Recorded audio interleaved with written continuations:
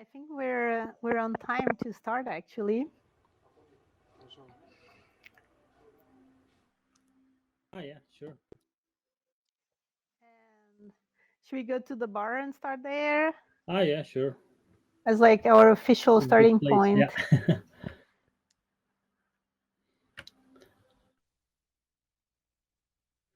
Just so you know, for example, suppose later on we need this. There's like a microphone in the middle of the building, and when you stand in front of it, there's like a circle that appears, and you can use it to speak to everyone on the parcel, even if they're very very far away.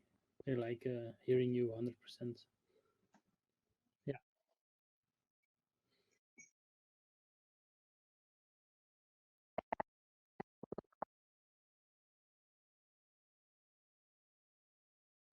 Yeah, good idea. Good idea.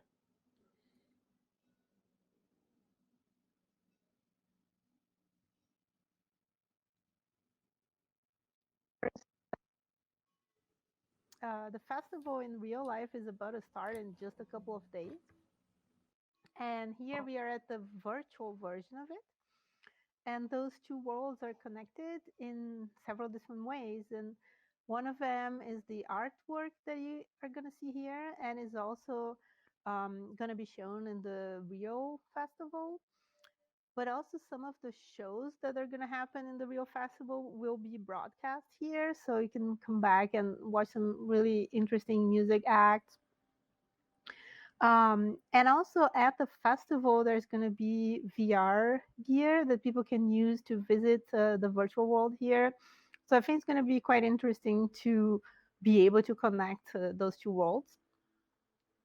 So welcome everyone to our launch party and art tour. And I think we have all the artists that are going to talk here today.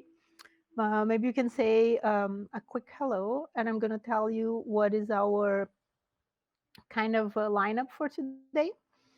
We're going to start with Blanca Regina, which is here as a maid motion.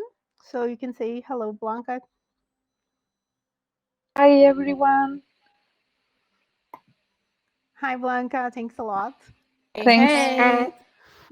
So I think Blanca's artwork is in the first floor, right? So we're gonna be going there soon to visit, and she will talk a little bit about her art that is showing here at the exhibition. And you can also talk about in general your art practice, and maybe a little bit about the performance that you're gonna do at the end of this tour.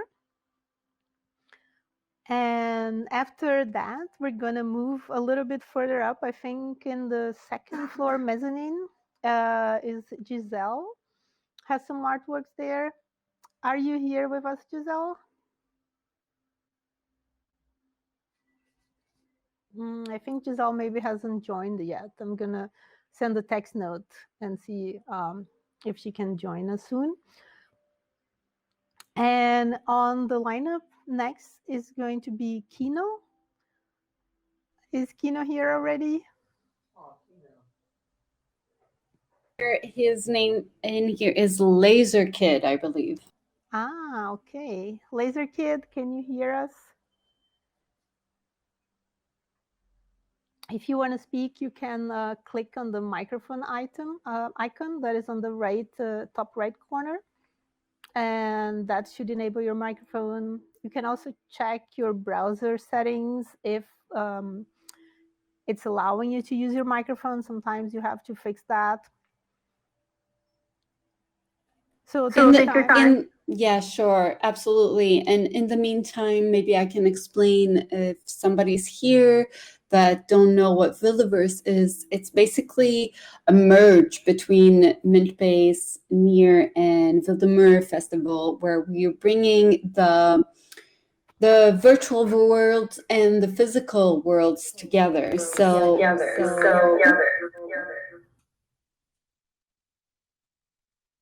Kino, was that your mic? Yeah, I think it's going on. Can you hear me? Absolutely, loud and clear. Take it away. Lovely. Okay.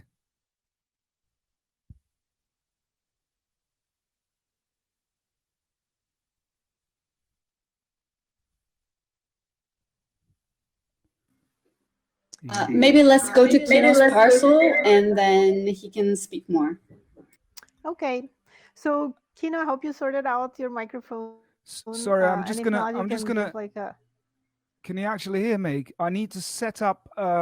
Just 1 second, please, if you can. But No problem. We'll that'd be get back to great. you shortly. Take Yeah, your thanks. time. I'm just going to continue to announce the lineup we have today.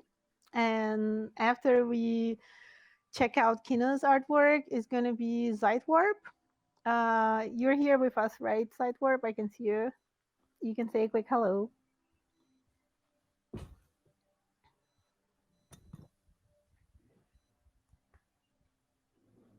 I can see you waving. You can say hi if you have your mic on. Okay, I think I'm connected.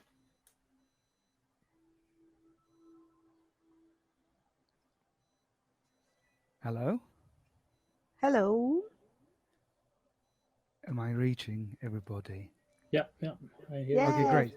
Yeah, sorry, I missed the introduction, so I couldn't hear what you said in about a minute ago. We were just introducing all the artists that are going to speak today and giving them the opportunity to say a quick hello. So you can just say hi to everyone here and a little like super quick introduction now. That would be great. Oh yeah. So I'm in Los Angeles at the moment, and I haven't slept a wink. So it's a beautiful privilege to be in this first time for me virtual setting with all of you. And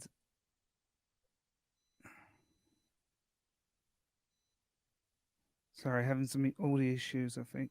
No problem, but we can hear you quite well. And thanks so much for joining us from Los Angeles. Yeah, it's my pleasure. Cool. And I think Zeitwarp is still sorting out the microphone. So take your time to do that. And after Zeitwarp, the second to last actually speaker is going to be Just In Case. So you can say hello to us too, Just In Case. Can you guys hear me? Now I can. Okay. And Lenara, can you hear me? Can you wave if you hear me? We can't hear you. I'd say everybody who lost audio should F5. And we wanted to start with, I believe, with Blanca or with, I have lost it. I know. Hi. Hey. Hello. Hey. Hi. We can start with your piece, right? It's over here. Lovely. Sorry, it was hard to go upstairs. I'm tired. Really, literally, my feet are like hurting. So yeah, hi everyone. Hey. So I'm Blanca Regina, and my piece is this moving image piece at the right side here.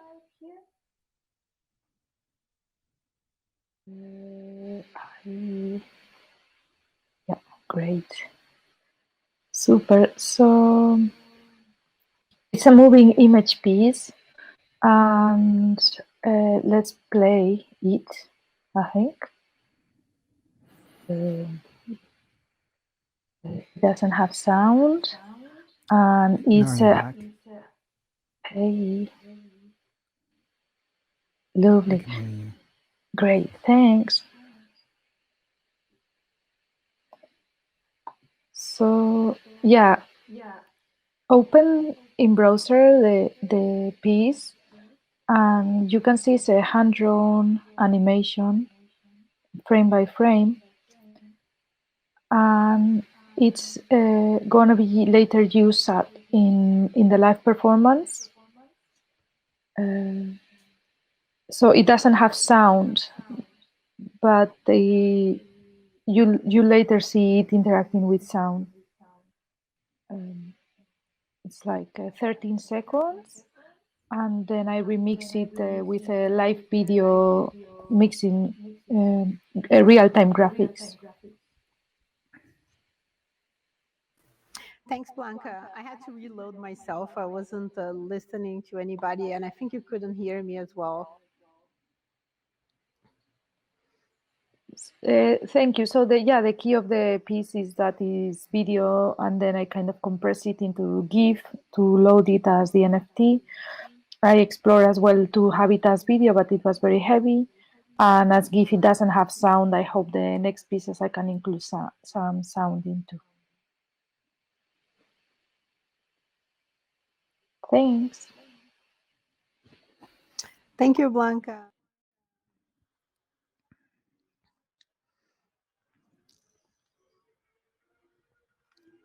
So I think, I don't know if Blanca still has artwork to talk about.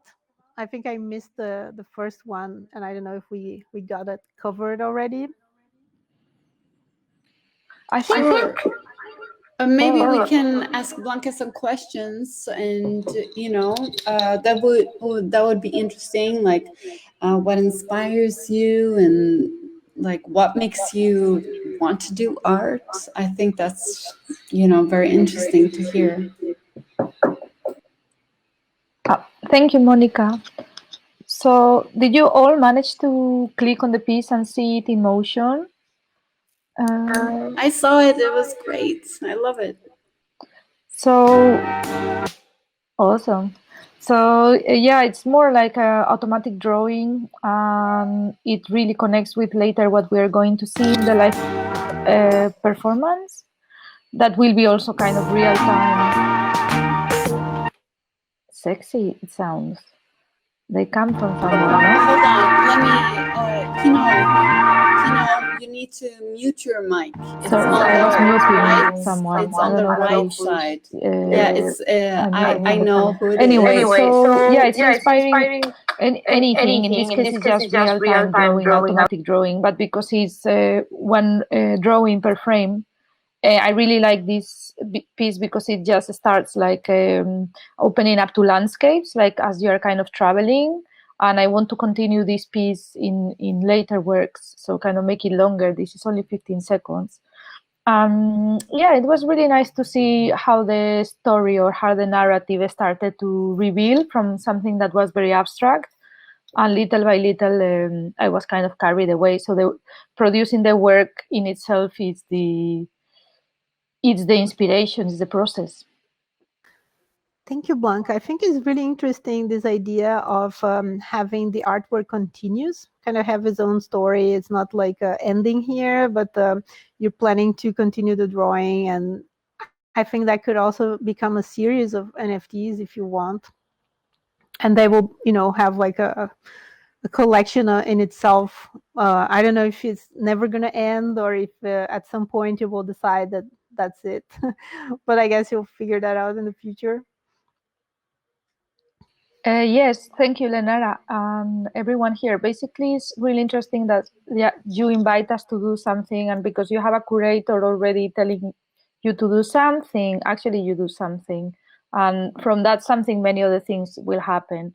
So I'm very grateful for your invitation and everybody here to join this adventure, because it's very, it's great to end up creating, and this format is so new and we are excited about it, and sharing the community and see how the kind of history of digital arts still moving and where the new directions.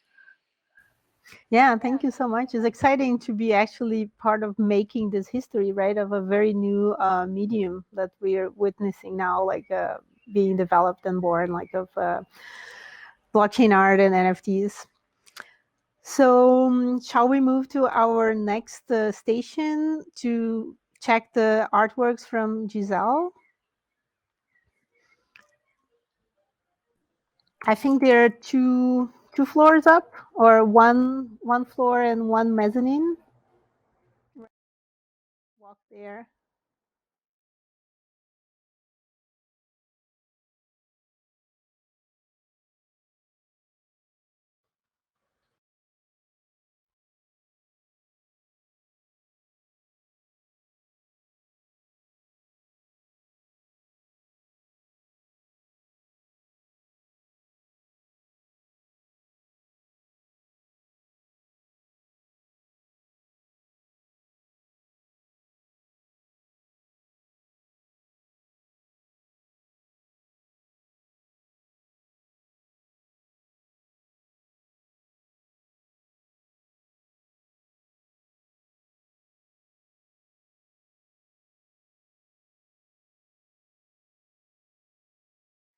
Yeah, it looks really great, right? With the sky in the background.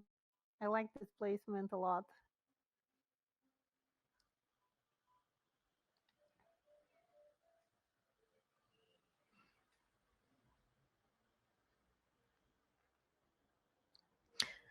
I think Natural Warp is there clamoring for people to come up here and join us.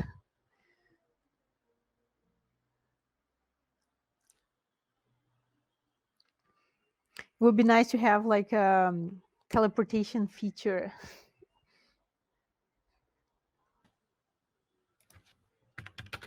Yeah. Yeah, we have. You just click with your mouse, left mouse button, and there appears like a green dot on the floor, and wherever you click with your green mouse, that's where you appear. Ah, but you can't click on someone to teleport to that person, right? Or can you? No, not yeah. You just have to click on anywhere. Doesn't matter. You can click near a person. For events, it would be really cool to just be able to like almost click on like a magnet to the speaker. Drag to one person. Magnet. Yeah. I'm gonna suggest that. Then we won't get so lost. We'll at least be forced to follow you. Very good idea.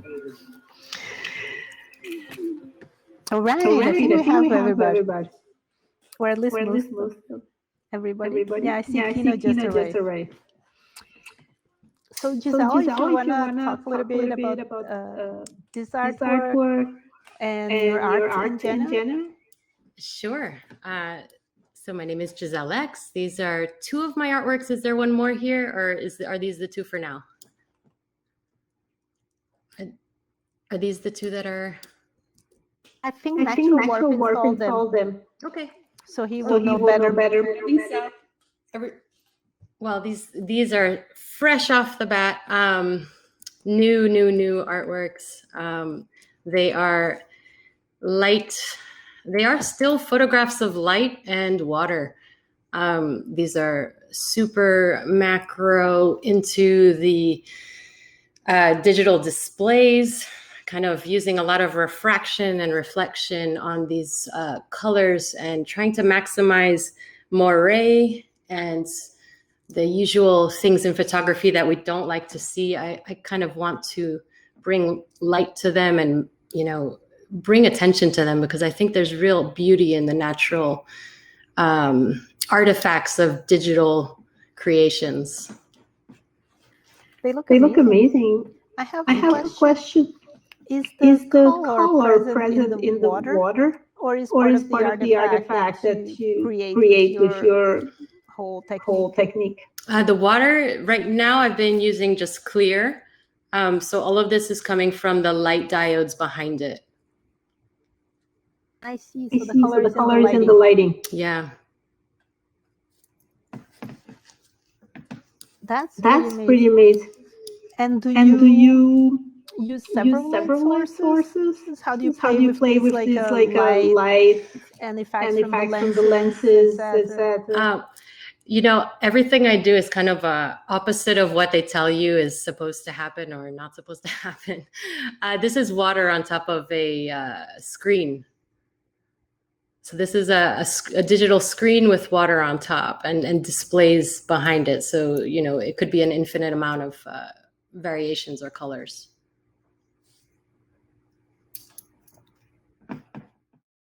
I see.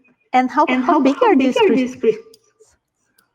Are bigger the artworks or the? No, the screen. Sorry. Oh, iPad. iPad, really. It's a screen, yes. So I like to splash my electronics with water to see what would happen. Did you have any casualties? No, not yet, thank God. Okay. Or maybe you just buy waterproof gadgets. Oh no, yeah, no, it's pretty. I don't take many precautions. Actually, I'm pretty dangerous with my process. But you know, I do like to push these things, and you know, if I end up breaking one, then I'll probably physically break it and do something with that too. Okay, but so far no iPads were harmed. Not yet. Yeah, no iPads have been harmed as of yet. Okay. Okay. And I don't know, maybe you want to talk about about how you arrived at this practice, like brought you to abstract art, if you call it abstract. Yeah. So I'm sorry if I interrupt. Giselle, when you're not speaking, just mute your mic. It's on the top right corner. Oh, is that better?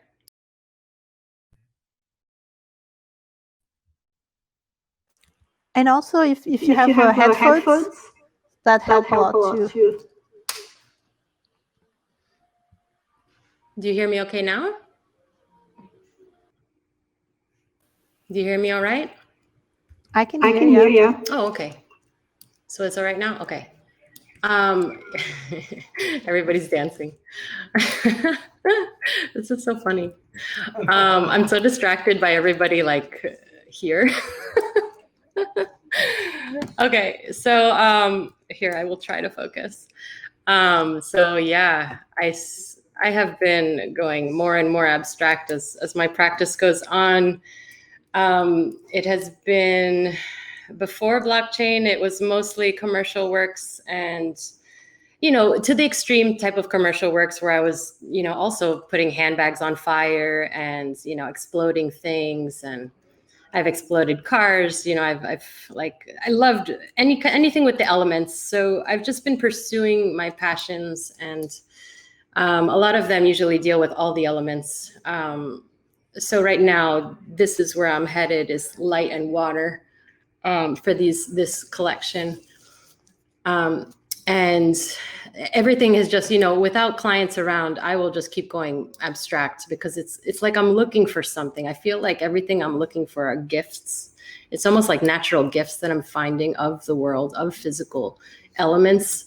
But they also speak to this world of digital algorithms, and, you know, the way the creators have been making things and experimenting. I find a very similar world with the natural world. Like, as a photographer, I get to kind of, you know, capture these moments of these visual moments. I get to capture them in time and then show them through this digital media. And I think they speak really closely to a lot of the algorithmic art, and like the oscilloscopes and anything that deals with light, and bending the lights in different ways, or working with different points of values. I don't know. We'll see how it keeps transitioning. I just keep going with the flow and finding what I want to find and showing it to all of you, which is really fun. Thanks for coming. Thank you, Giselle. And I'm wondering if you're playing with light and water, and when you start playing with fire, then finally we'll see some of your iPads suffer more. Let's see.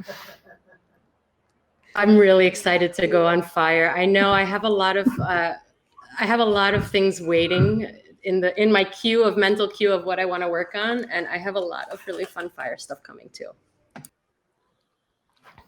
Thank you so much. So shall we move to our next speaker? Is going to be Kino. I think actually we have to go down again. So we're going to go for a little exercise here in the installation, because I believe Kino is back on the first floor. I'm not sure exactly how to call these floors, but we can just follow natural warp and go back down. Hello.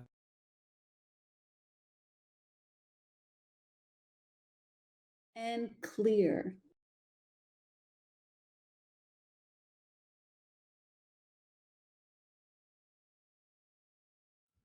That's okay. I can hear you very, very good. Oh, lovely. Piece that might serve as... Yeah, perfect. It's down, Yeah, sounds I don't great. see it here on this floor. Let me see. maneuvers, and it's downstairs, one floor below here, I think. Yes, I think we have to go one more floor down.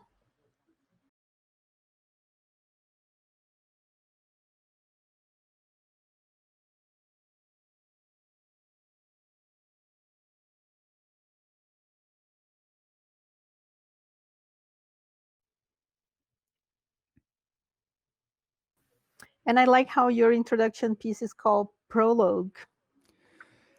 Yes, it's really challenging to talk about audiovisual material in a still image, and what this is, it's kind of like a portal to a system that I've been developing for the past maybe 11 years, and it has to do with being an artist in the digital age and trying to keep the context of your work sort of integrated into your personal history and preserve the whole thing as a almost like a living index of everything you do, everything you create is sort of daisy chained to one another. And I've come to there's some feedback happening.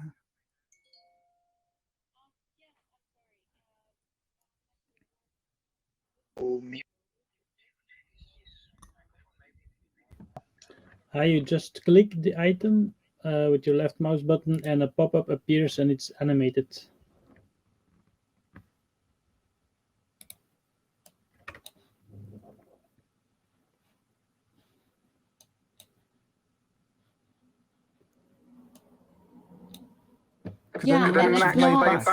I'm sorry, you can also just click on the item and it will take you to the Mintbase web, and you can see it there if it doesn't work in here.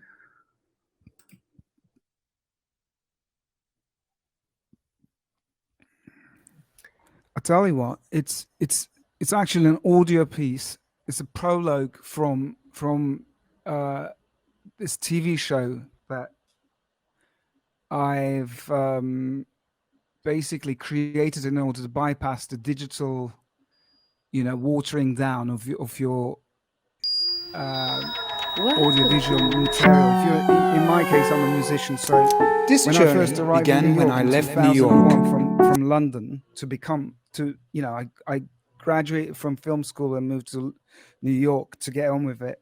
And then as soon as I arrived, 9/11 happened, and what happened to New York in the aftermath was sort of indicative of what was going to come in the next decade in terms of not only there was a massive transition from the 20th to 21st century happening at a very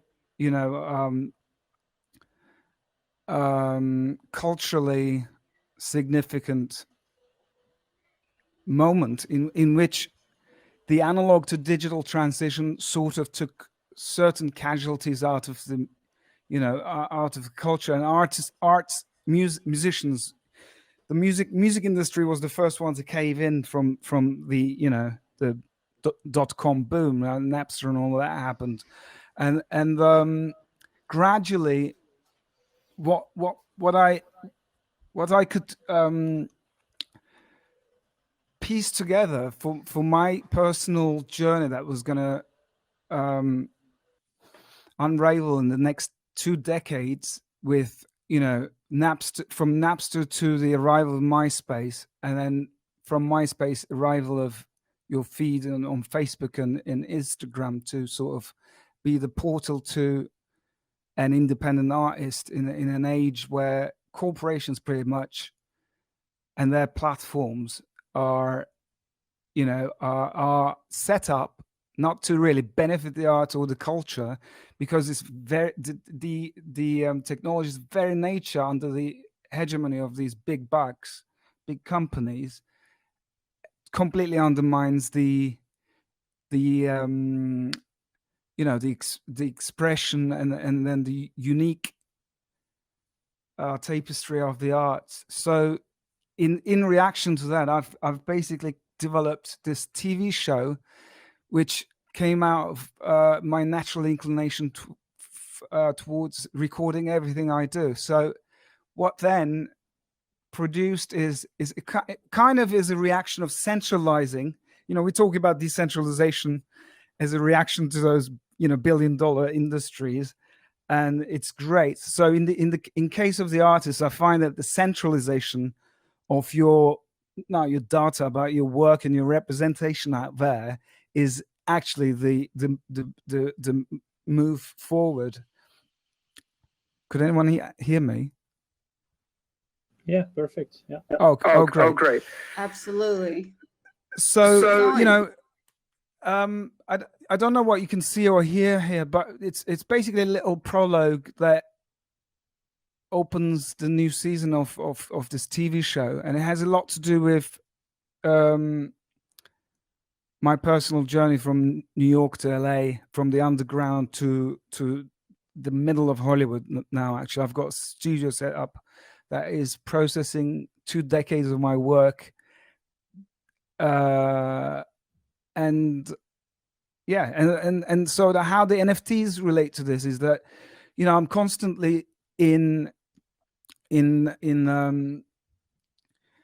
production. Basically, I've been in production for 20 years in terms of creating music and film.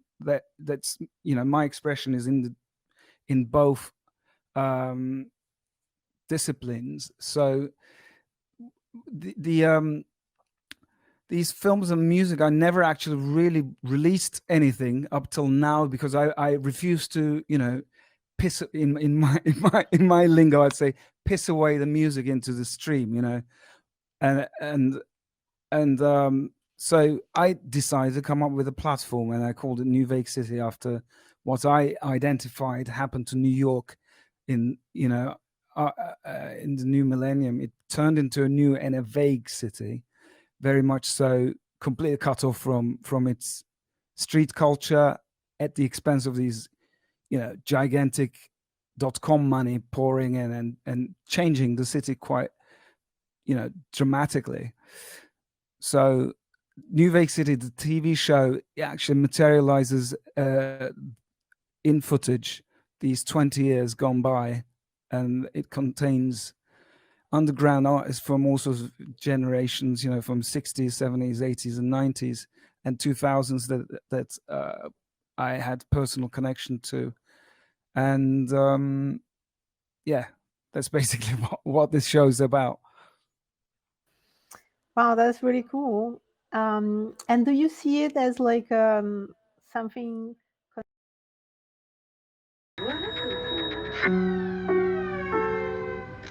This journey began when I left New York and arrived in Los Angeles during a bloody pandemic.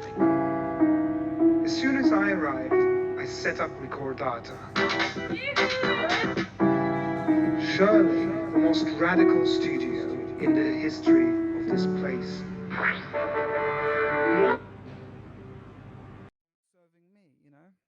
Yeah, I was really curious when you mentioned NFT friendly. Did you just mean like the duration, so it won't be such a large file? Like what is for you being NFT friendly, for example? Yeah, so in film you have the 3 elements: the image, sound, and the words, right? So, and then if you look at the smallest units of image, it's a still image, and it's the smallest unit of the words is a word that contains a meaning. So these are all poetic elements. In other words, the smallest standalone meaningful division of either image with sound with image, words, it could in seconds during the duration, could be 5 seconds, it can be a sentence, I'm going to the movies, right? So there's a poetic way of uttering the same sentence and showing that in images, and as well as decorating with sound, whether it's you could be singing that or you could make a soundtrack, by using these little the atoms of these 3 elements. So that's really NFT conducive, That's cool. So you see NFTs as something that contains this very kind of like atomic elements of the that image contains, or sounds, or absolutely, that could contain and highlight. The way I use them, actually, the way I've been making these NFTs is that during the process of montage, I would arrive at it could either be a sound that I arrive that sort of culminates what the whole piece is about. There's always that moment where a certain image contains the whole, like a synopsis. That's the highlight, like the thumbnail images, right? So like an album cover or that frame that represents the whole piece. So yeah, in that regard, they're all NFT, hieroglyphs of a greater piece. That not in my case, this is all broadcast media. So to take it from the realm of film and cinema, the whole duration, and then communicate it into the making those milestones in NFTs, absolutely, it's a great process, Thank you. It's really fascinating. Should we move to our next artist? Let me check the lineup. So thank you, Kino. It was amazing. It's my pleasure. It was really good. We could listen to you talking for hours, basically. Oh my God, I haven't slept a wink. I've been up for 24 hours. So thanks for bearing the drivel. Cool. So yeah, thanks so much. And I think this next artwork is actually quite close. We just have to go one ramp up now. So please follow us through the blue ramp to the mezzanine. I want to say to Didi, make sure you keep your microphone mute.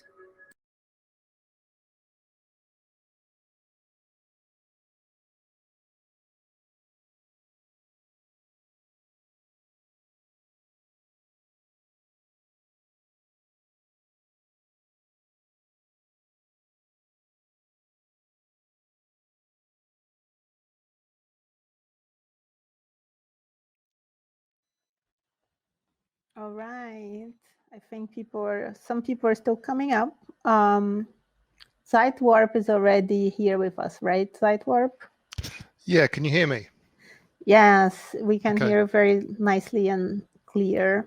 Good. I use the teleport thing that Natural Warp showed me. It's brilliant. You get anywhere really quickly. Awesome. Yeah, it's a special trick. Even though it was quite close this time, our walk wasn't so exhaustive as the previous ones.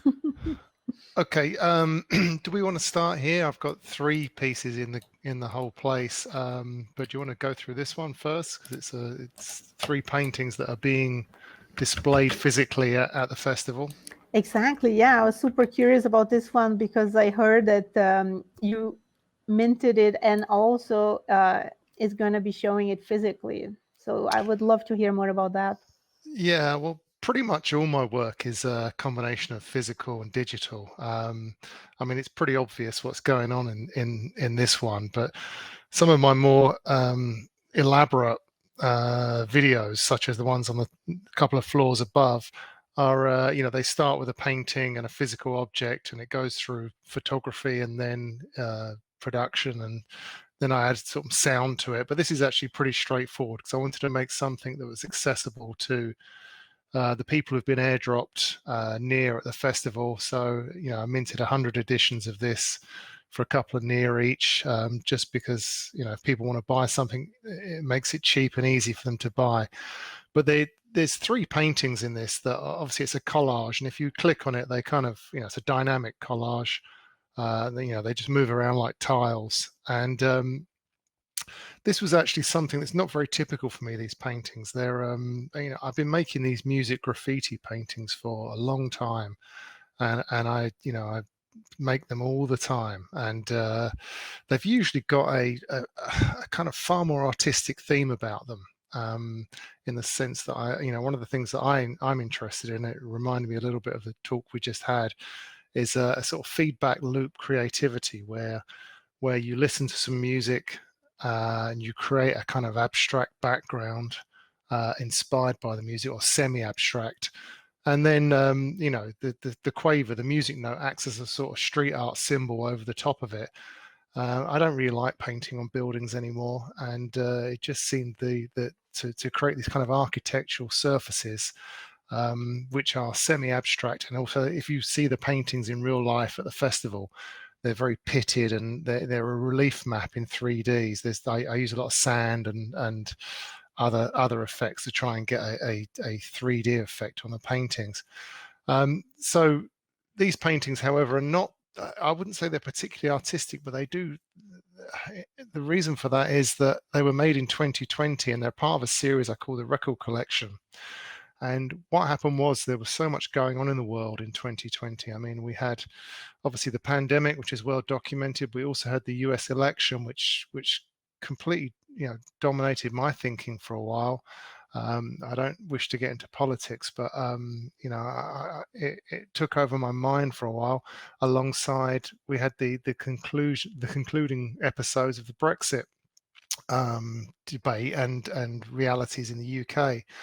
And it just seemed, with the pandemic on top of Brexit, on top of the US election, that it really didn't matter what I, a Generation X artist, thought about nostalgia and transformation and transience and obsolescence, which are my normal themes.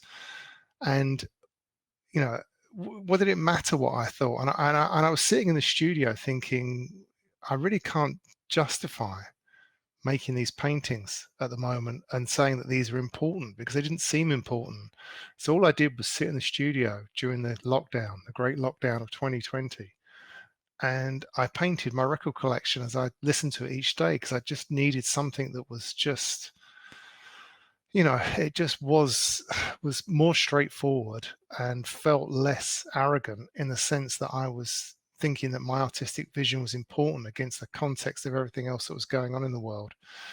So I ended up painting a bunch of my records, and I just, each day I'd go in the studio, put something on, put an album on, think about it, paint a background, put my street art symbol over the top of it, and then just move on to the next one. And it was never really meant for public display. It was something that I did to occupy my mind and to scratch the artistic itch, and to carry on doing what I'd always been doing artistically, in terms of painting these music graffiti paintings. But as I said, they're not really art, in the sense that I'm not trying to make a great big point here about anything. It's more art in the sense that I'm trying to reflect what I was feeling at the time, which was that it really wasn't that important. And and I'm not really selling it here, but that's the absolute truth of what's going on here. And when Caro from Mintbase suggested I send some physical paintings, given the hybrid physical digital nature of Wildermore and the Wildeverse, it just seemed that, and obviously that being a music festival, I thought, well, I'm going to send some of these music paintings. And once I'd done that, that committed me to minting a collage of them. And so basically, one of the paintings is based on Heroes by David Bowie. That's the one that uses the colors of the old West German flag. And the golden painting, and this is just embarrassing to admit, but there is a very good story behind it, is based on Golden Years off of Station to Station, another Bowie album. And the purple painting, or the purple and blue painting, is based on Remake Remodel by Roxy Music. And the reason why Remake Remodel is a big song for me, because I probably had 12 attempts at these paintings, because I tend to just build them up in layers and then abandon them, then come back to them. And I use old canvases, and the idea of Remake Remodel is very important to me. And you can't really see the paintings in detail, but if anyone's at the festival, take a look at them. They're pitted and different, and their surfaces are all doing different things. The story behind Golden Years is that I was actually trying to paint Station to Station, and I could never get it right. And I suddenly realized that the song that kept playing at night was actually in my head was Golden Years, which doesn't really belong on that album. But so this is not a typical work of mine, but it's representative of what I was doing last year, and I felt it was something that might be interesting within the context of a festival that was based in the Somnium space and Cryptovoxels alongside the physical festival space. But if you want me to talk about something that's more typical of my art, then there's a couple of other pieces upstairs. But if I've used up all my time, this was already really, really interesting. For example, they will be seen by the people in the real festival. And for example, I wonder how big they are in real life compared to like how big we're seeing them here in the virtual world, for example. Yeah, they're about 90 centimeters by 60 centimeters each. I tend to use one canvas size because I bought the first canvas, in imperial measurements, pre-metric measurements. They're 36 inches by 24, and the first canvases I used were second-hand ones that were that size, and I've kind of stuck with it ever since. So all my music graffiti paintings are the same size, give or take a centimeter, because I couldn't find, once I switched from imperial to metric, I had to use 90 by 60. They kind of look like real size almost, actually. Of course, here in your collage they are repeated, and in the real festival you can only see one of each, I'm assuming, right? Yeah. But that's pretty cool. And also I'm interested in your choice of creating as an NFT version several like very, very large edition of it, and then making them more affordable. And I'm really curious about these choices by artists. I know that some people want their NFTs to be extra rare, and then they will fetch a high price, assumingly. But others make this choice of creating them affordable, larger editions. And from the point of view of the artist, it might fetch the same amount of money if you sell all of them. But then you will give the possibility for lots of people to collect them. So how does it work for you? Like, how was this choice for you? Yeah, no, it's actually, well, I find it quite interesting. Before I assume anybody else does, my normal work that I do a mint on my own smart contract at Mintbase takes me 5 days to execute, to put together. It starts with a physical painting. I use these paintings and the patterns. I mean, these are actually fairly straightforward relative to my sort of free jazz paintings. And I use those paintings as a background, and then from there I superimpose photography, and then I manipulate the hell out of it in digital transformations, and then I actually run the background painting through a visual synthesizer to create noises, white noise music, which I call freak music, which I then put into the video again. And the whole process takes about 5 days. And to turn around and price that, I'm used to selling paintings. I've sold my music graffiti paintings over the years. I'm used to getting a certain amount of money for my work and being able to work out what that money might be from digital work is very difficult, because it takes 5 days to make some of my NFTs that are in my own Mintbase store. And, you think, I can't sell them for 20 near each, so to be fair, I have to be honest, despite the fact they were featured in, the Miami NFT Lounge and Rare Effect NFT Festival in Lisbon, my works on my large scale audio-visual NFTs on my own contract don't sell at the moment because they're too expensive. So when Caro asked me to do something for Wildeverse, I thought about doing stripped down versions of some of these works, which are the things on the other floors, showing some of the key transformations, but leaving out the music effect and the full video, and to just reduce them into a GIF. So when again we talked a bit further, and I thought, if I'm going to send something, to the festival, physically, it's unlikely anyone's going to buy €1,000 painting, at a festival. I mean, I wouldn't, despite whatever drink and drugs I might have taken. So but we'll see. So a case of when you think about minting an NFT and you're thinking, okay, there's going to be a hell of a lot of people there, and they're going to be finding out about Near, and they're going to be finding out about NFTs. Let's make it accessible. So basically, I thought I'd do a large edition run, larger than I would normally do, and price it low. And it's more about getting people involved and seeing my work and learning about Near and learning about Mintbase. So that's the way I saw it this time with this one, and that's why it's a little bit low effort for me in the sense that obviously the paintings, each painting takes a couple of days, but to actually put the collage together was a bit of a low effort NFT for me. But that's how I wanted to do it this one. I wanted to make it accessible. I wanted to make it something that people who have been airdropped 5 Near might think about spending 2 Near on. And obviously some of that money goes back to the Wildeverse contract. And to be honest with you, I don't even, I'm not even that worried about that side of it. It just felt like let's do something a bit more accessible this time, because That's great. I get very heavily involved in my work and I spend a lot of time doing it. And, it just seemed, let's do something a bit different this time.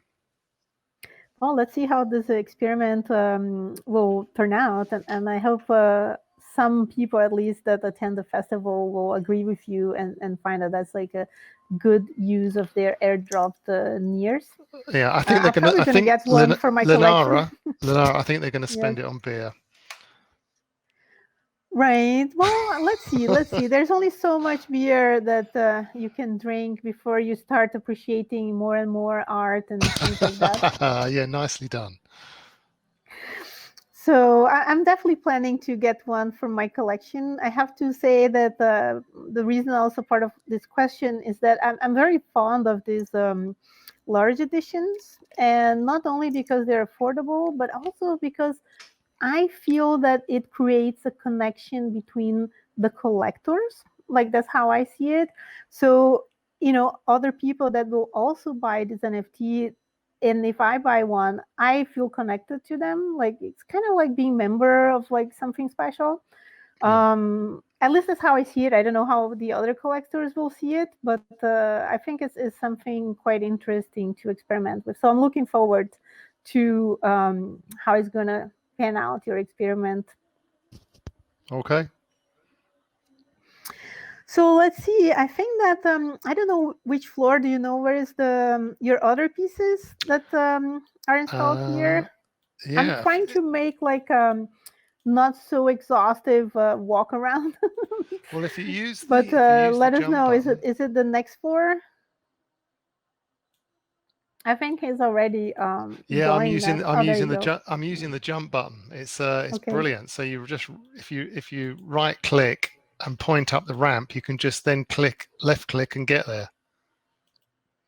So should we go up one more floor? Yeah.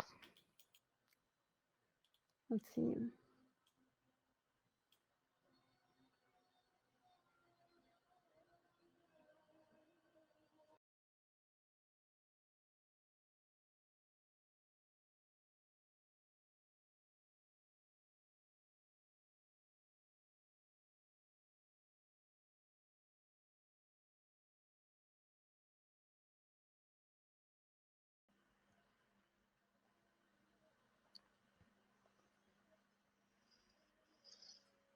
Well, hello everybody. Can you hear me?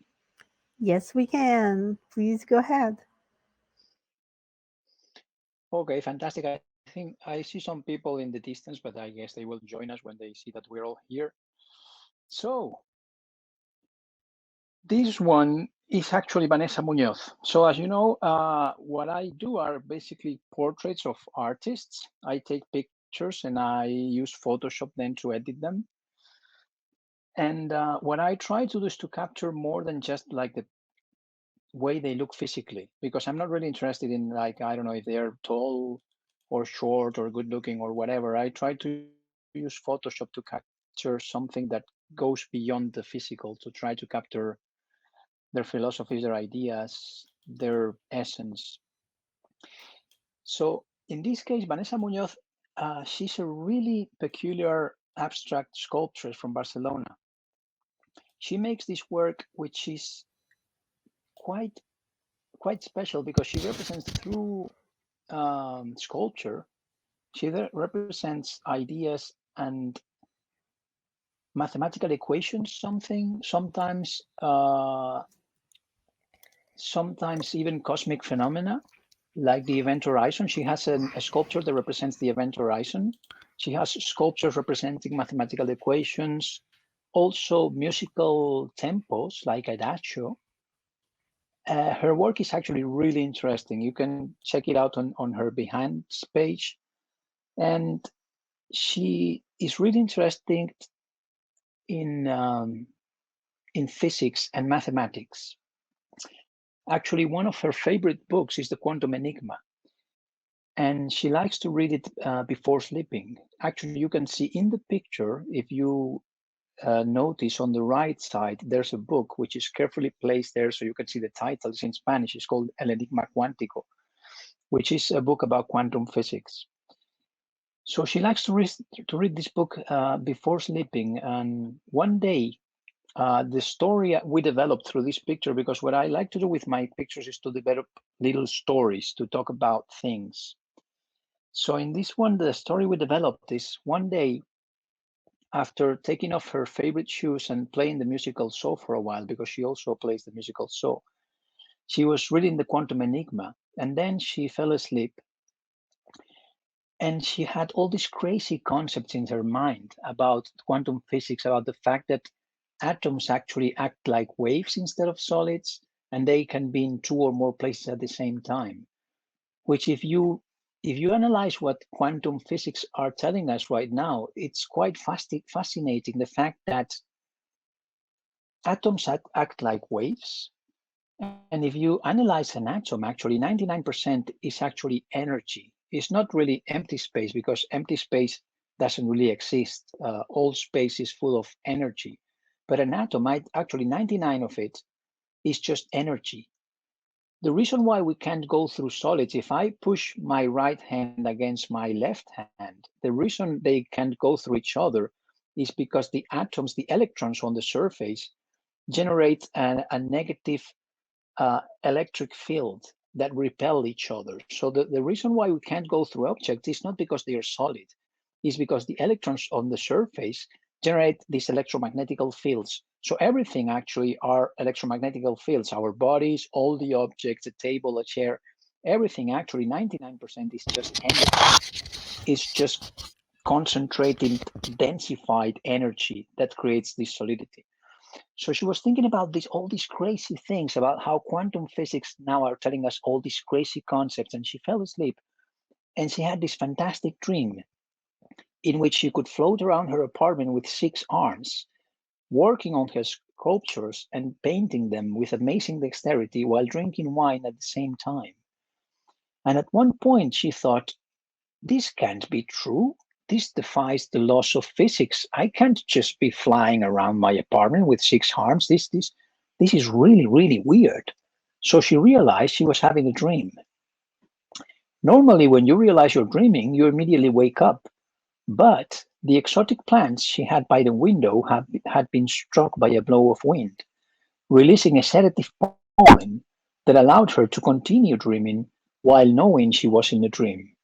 And she reached this state that we call lucid dreaming, which means you're actually dreaming, but you know you're dreaming. And when she was in this state, she actually realized that in the world of dreams, when you're in the world of dreams, everything is more flexible.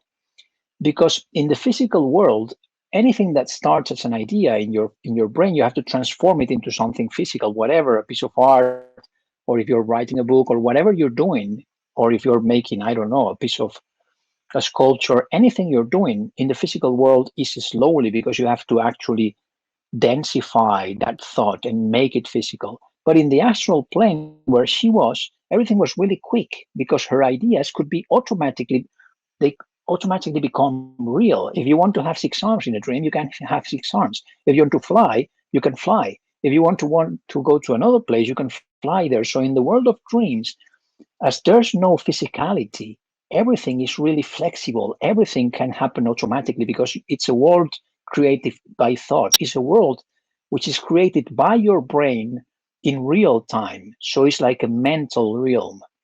And while she was in the dream having all these thoughts, she had this moment of enlightenment, and she finally understood. She solved the quantum enigma, and she thought, of course, now I understand how come an atom can be in 2 places at the same time. How come these crazy things that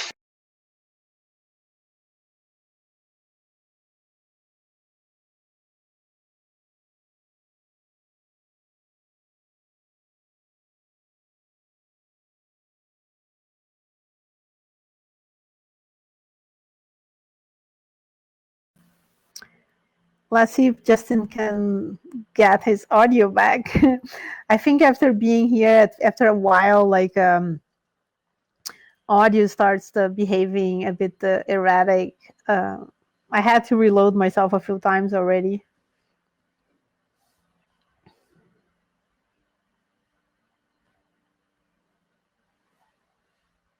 Yeah, today we're having more of that problem than usual. So we can, yeah, it was super interesting actually what Justin was saying, Yeah, right in the middle, like it was cut. It's like a cliffhanger suspense thing. He'll come back. Yeah. Let's see. And also, like, I know that Orrin actually joined us already, and it's like user 336956. That is Orrin. So we're gonna, after Justin finishes his presentation, we're gonna have our last artist talk by Orrin, and then after that we're gonna have a live performance. So let's see if Justin can come back soon.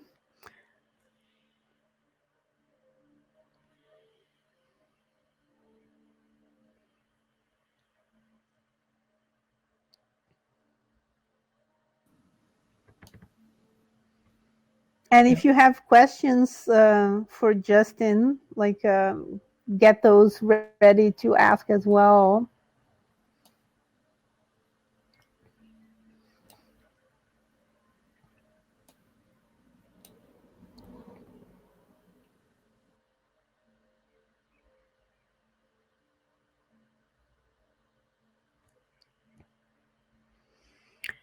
And another thing that you can do is click on the image, and then you can open it in your browser, the actual NFT, and check a little bit the information, because I know that Justin likes to put a lot of things in the in his tokens. Sometimes they have like extra information, PDFs. Like this one has quite a nice long description.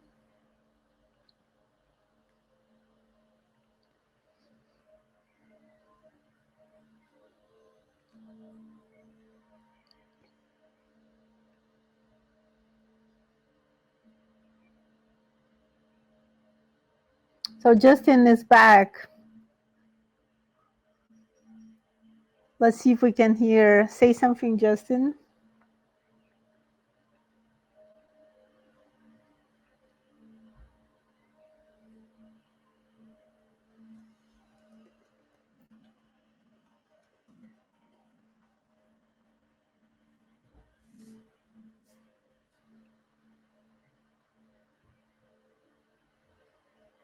Okay. Okay, now we can hear you. Yeah, it's back. All right. Okay, now you can hear me? Yeah, perfect. Hello, testing 1, 2, 3. Yeah, we can hear you.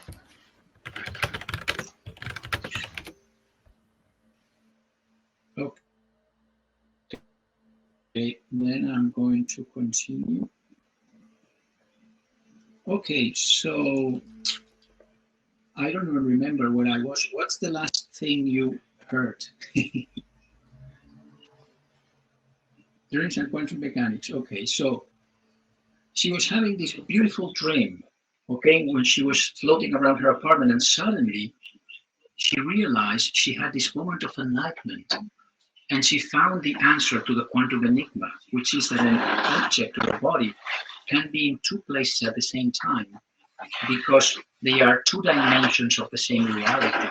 So she realized that her physical body was lying on the sofa, while her astral body was floating around the room. That's why an object or a body can be in two or more places at the same time, because they are two different planes of the same reality. We can only perceive the physical plane of reality. So we have reached the conclusion that it is the only one that exists, but it is not. The limits of our perception make us think that way. So that's why we believe that the only thing that exists is actually the physical world. but there are beyond the limits of our perception.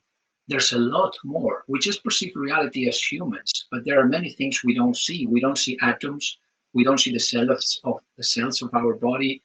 We don't see galaxies. So our perception is really, really limited. In the world of dreams, we're connected to this astral realm. We can perceive things that we cannot normally perceive in reality. And that's basically it. That was the moment of enlightenment that Vanessa had, having a little nap after reading the quantum enigma. Wow, that's such a great story.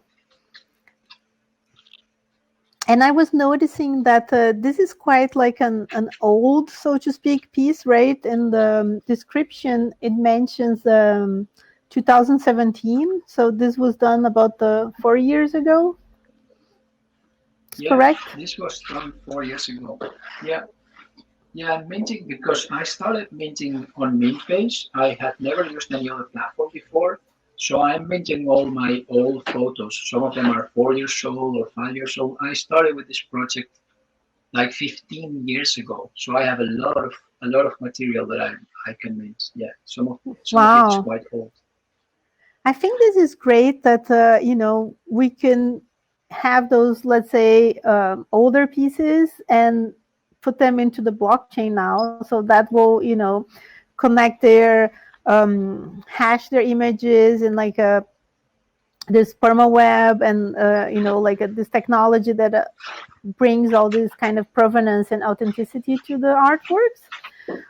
So I think it's great, and lots of artists are doing that. They are now tokenizing pieces that were created a while ago, sometimes quite a long time ago. I've seen some artists, in the very first kind of like digital artworks, they were experimenting with that many years ago, and now these pieces are going to the blockchain. So I think this is really a great use case as well, to put this authenticity and provenance into older pieces or pieces created before.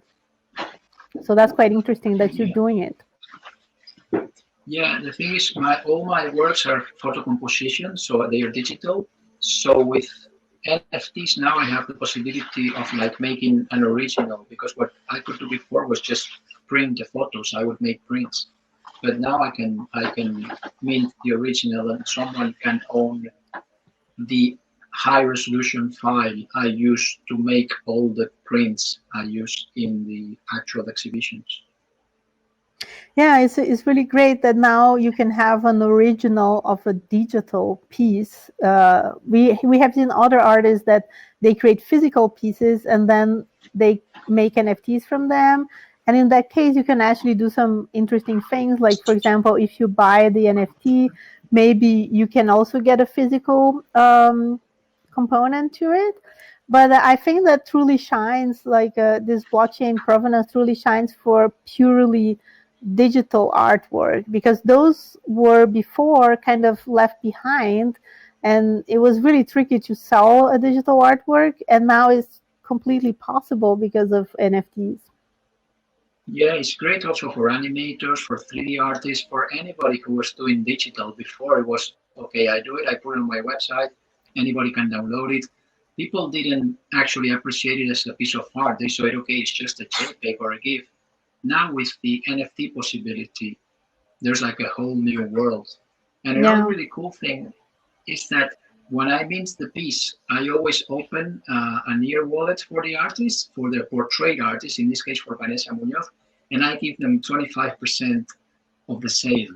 And some of them told me, what is this NFT thing? What is this? This is so strange, a near wallet. And I tell them, just accept the wallet and you will have some crypto there.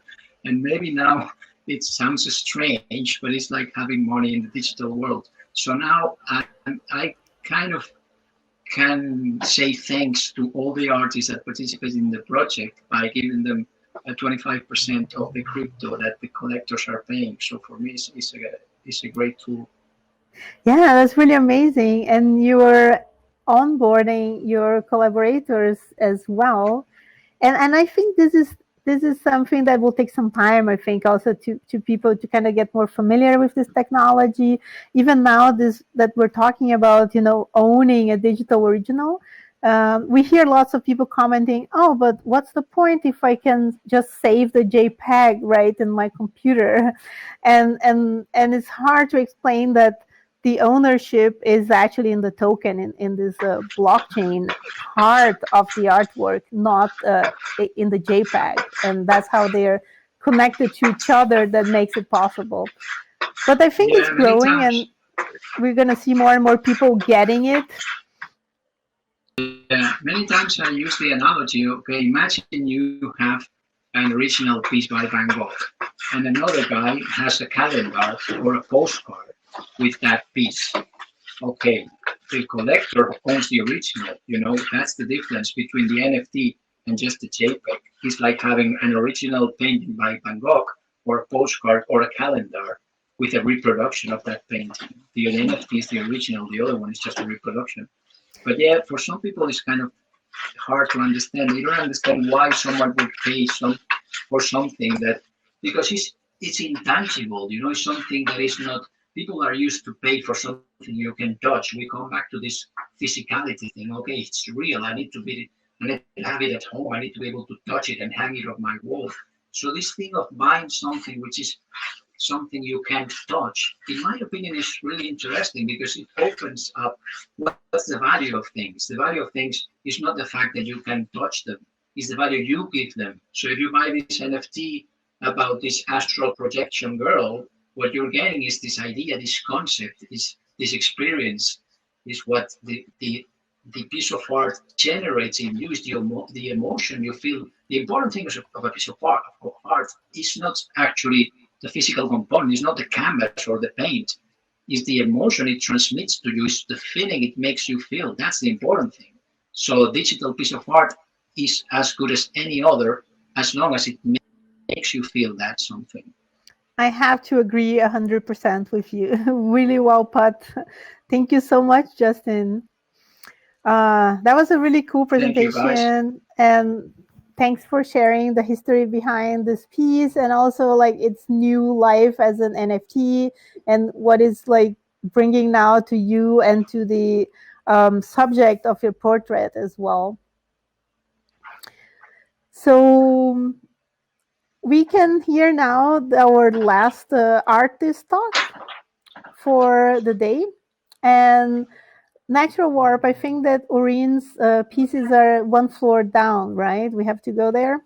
Yeah, indeed, floor 1. Okay, so let's go down and check those.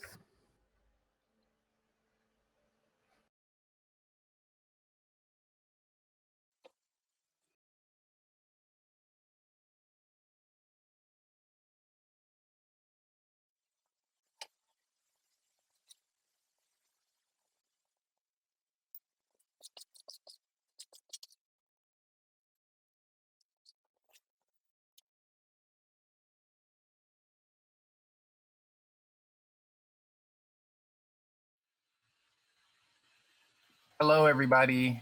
Can you hear me? This is Orrin. Hello, hello. Can everyone hear me? Yes, we can hear you. Sorry about that. I just had to run up a flight of stairs. Thank you, everybody, for joining. I'll just get right into it. My name's Orrin. I'm a visual artist and musician from Brooklyn, New York. And this right here is, I guess, to give you guys some backstory. I minted my first NFT about 2 years ago. I was using at the time Super Rare, and 2 years later, my first NFT sold for over 1 ETH. And so I thought, hey, I think NFTs are picking back up again. I want to get into it. But this time I kind of realized that there are problems with NFTs on Ethereum, such as the royalties, such as tracking the metadata, and then also being able to do split collaborations. And so I got in contact with the Mintbase team, who kind of explained some of the benefits of Mintbase and minting on Near, which was super exciting. And so I wanted to try something different. I've been releasing music for, I want to say, almost 6 to 7 years. And I feel like the way music is getting released, and even music in general, is kind of outdated. And so I thought doing a tokenized release would be cool, because not only can I put my music as an NFT on the blockchain, but I can unlock more unlockables with it. I hope that makes sense. And so this piece right here is my new album called Mutant. I'm working on a trilogy. The first album was released on streaming platforms called Orrin. And so this is the second one. And so instead of doing it also on streaming platforms, I decided to do it as an NFT. And so if you purchase this NFT, you get the entire album, which is 8 songs plus 2 unreleased songs, which aren't on streaming. You get a special keychain, a keychain of the mutant head, which is a chrome keychain. And then you also get footage. And the footage details the mutant chasing you through the woods and its thermal footage. And so I'm really excited. I worked with Mintbase to be able to do a crypto voxel party for this as well. And it was really sick. You know, we're in the pandemic, you know, people are quarantined, and, you know, we got over 1,000 people to the space. And I thought it was a really cool way to celebrate my music, to celebrate NFTs, and to bring people together when we can't physically celebrate. And so this is one of the 3 things that I minted on Mintbase, and this is the album. Any questions or anything? I want to know a bit more about the royalties feature that you mentioned, how you're using this. Of course. So Mintbase, when you mint an NFT, you can designate collaborators. So for my album, the collaborators would be Orrin, who did the, you know, the vocals. It would be the producer, Mutant Joe. It would be the visual artist, Ned Stasio. And it would also be one of my co-managers, Phil. And so what's cool about this is that I managed to automate their royalties. So anytime somebody purchases one of the albums or one of the spinning t-shirts, which is the NFT to the right, my collaborators automatically get paid. And what's beautiful about that is that in normal music industries and in the streaming industry, when you get paid for a stream, it's your responsibility to do accounting for that stream. And so I really feel like by minting my music as an NFT, it proved, even in the technology, that NFTs and smart contracts and blockchain really are going to improve the current systems, whether it's distribution, whether it's music.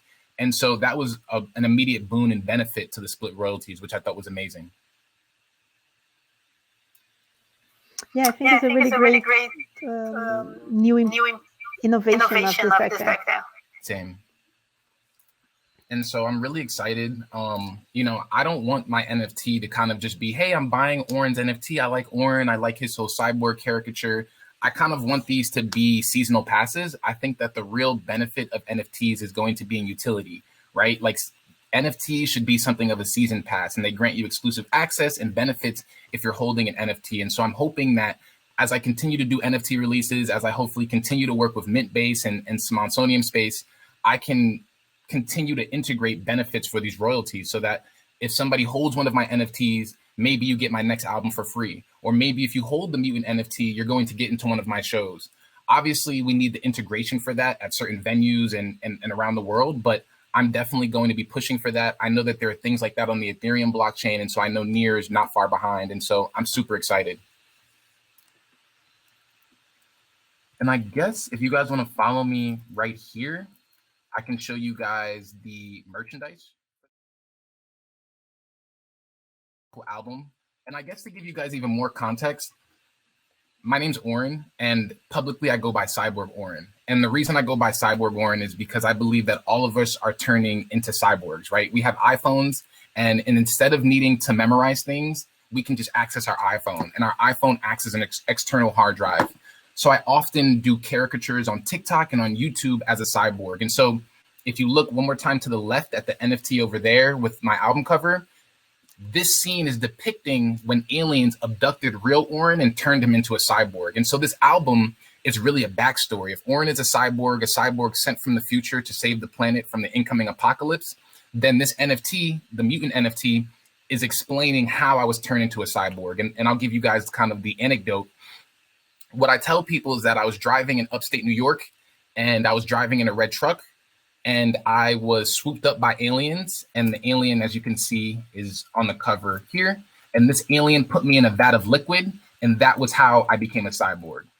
And obviously it's an exaggeration, but I do believe that we all are cyborgs. I believe that aliens do exist, and I really appreciate science fiction, you know, and that was why I thought this album was special. I'm kind of just rambling, but I've been sitting on this album, the cover art, the music, everything since 2017. And so I really felt like when I talked to Mintbase, I thought that this would be a great opportunity to bring this album out of the vault because, you know, cryptocurrencies, I feel there's a lot of overlap with, you know, cyberpunk and aliens. And I think like the whole like cyberpunk movement is that aliens, cyborgs, it's spaceships. And so I really feel like this album speaks to the crypto community. And that was why it felt appropriate to put it out the way that I did. And so the NFT in front of us is merchandise, right? If I'm going to be doing a digital album as an NFT, then we need to do some sort of merchandise. And so I wanted to get a little flexy with the merchandise. And so you might not be able to see it right now because it's not animated, but if you actually click on the link and it takes you to Mintbase, you'll see that this is a glow-in-the-dark merchandise. Obviously, that would be very expensive to physically produce, but I thought that we'd be able to flex it at least as a digital NFT. So in terms of tiers, you have the album, which is to the left, and then the next tier is the merchandise bundle, and then the final tier is the keychains. And so if you don't want to purchase the album for about $100, if you don't want to purchase the merchandise for $50, you can purchase a keychain for $20. And we also, again, I just wanted to really get creative with this release. And so what's special about these keychains is that the album has 10 songs. We released 5 keychains, and each keychain has 2 songs. So if you don't want to buy the entire album, you can simply purchase a keychain, and the keychain will come with 2 songs. And so I really wanted to gamify the release. You know, I wanted people to have a reason to collect all of the NFTs, and each NFT has unlockable content. The merchandise also comes with a spinning keychain head. But, you know, I love NFTs, I love cryptocurrency, and I love blockchain. And I was very honored that Mintbase worked with me. And I'm excited to be speaking to all of you right now. And Fishbrain, my name is Real Orrin on all social media platforms, Twitter, TikTok, YouTube, you name it. I do a bunch of videos on YouTube, kind of talking about the incoming apocalypse. I've done an interview with Neil deGrasse Tyson, talking about cryptocurrencies, about blockchain, about privacy and data. And yeah, does anybody have any questions? Sorry if I kind of just went off the handle there. Yeah, I can spell it. One more.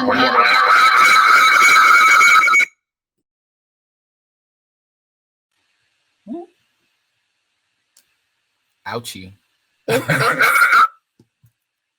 Maybe, or just write, I can mute myself, or if you want to write it here as well. No, I just wanted to say it was awesome. And yeah, I've definitely seen an alien or two. Same. Hello, Monica. So yeah, so that's my NFT release. You have the album, which is about $100 in near. You have the merchandise, which is about $50 in near. And then the third NFT is in here, but it's spinning keychains. And the keychains come in red, blue, green, purple, and yellow. And then again, we have a chrome keychain that you can only unlock if you buy the album itself. And we also have thermal footage from the point of view of the alien, which you can only unlock if you purchase the album or the merchandise. But thank you, everyone. Thank you for listening.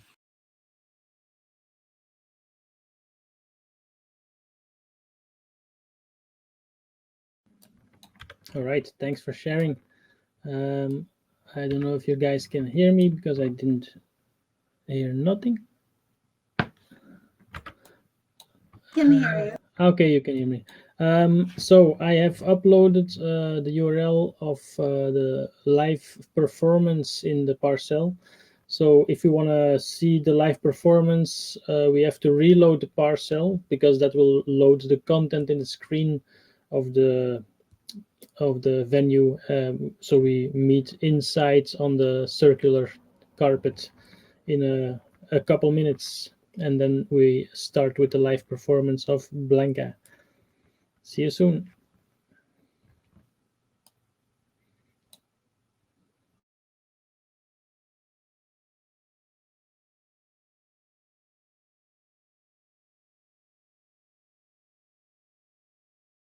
Sure. Cool. Tour is great. Great. So, yeah, here it's been complicated with the streaming, but really fun. I don't know if you see the streamer on top of you. Maybe the sound.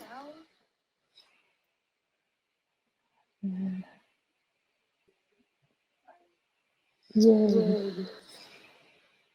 You can see it. Yeah, great. So it's gonna be a short performance because technically I'm having some issues. Okay, so I can see it. lovely. And I'm not Link sure if you to listen everybody. to it.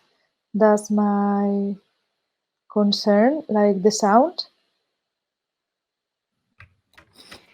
I can hear it, but it's a little bit faint, like low volume. Yeah, Not I see. not me. Okay, so I'm gonna try to let it play and let's see what happens. And it will be short, no more than 10 minutes, I think. So we'll see what happens. Thanks.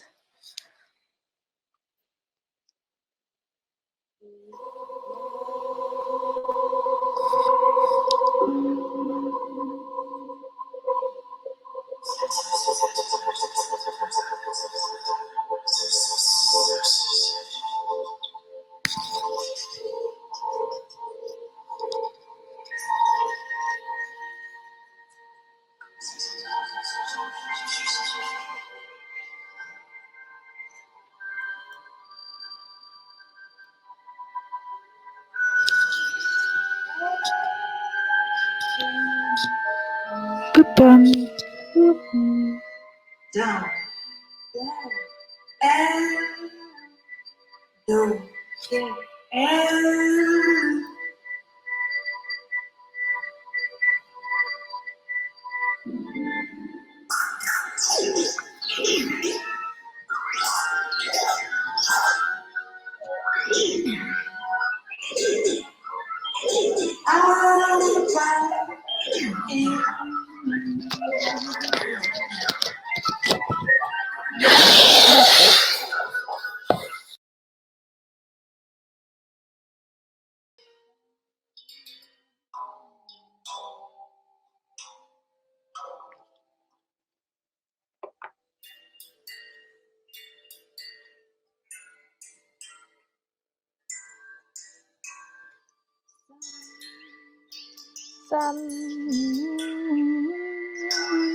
sometime.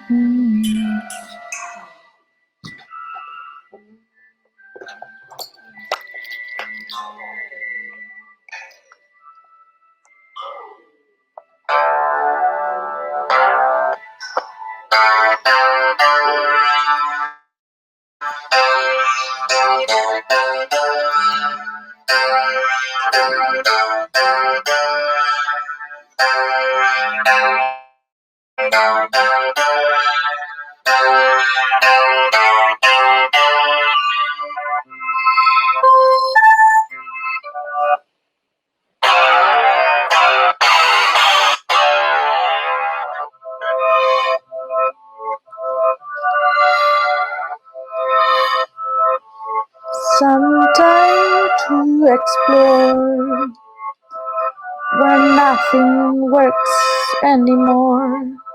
It's nice to realize we are all in the same dance floor.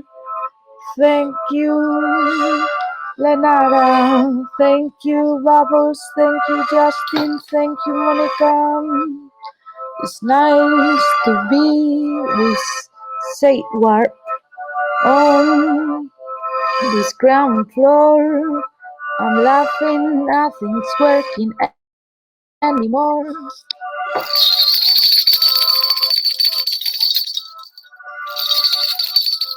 I'm using 5 microphones. They are all in the floor.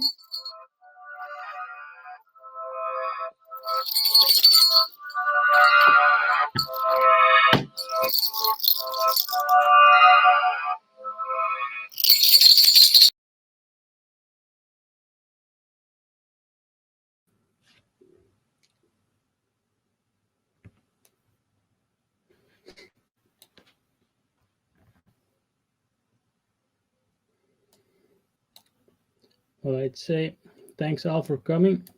I have not really an idea what is planned during the festival, if there are gonna be some more events for the Wildeverse in this building, but for sure we can come in and check out this screen. This will contain a direct link to the physical version of the festival, where people can at that festival be in VR in this parcel and talk to people around the world, just like we are doing now with each other.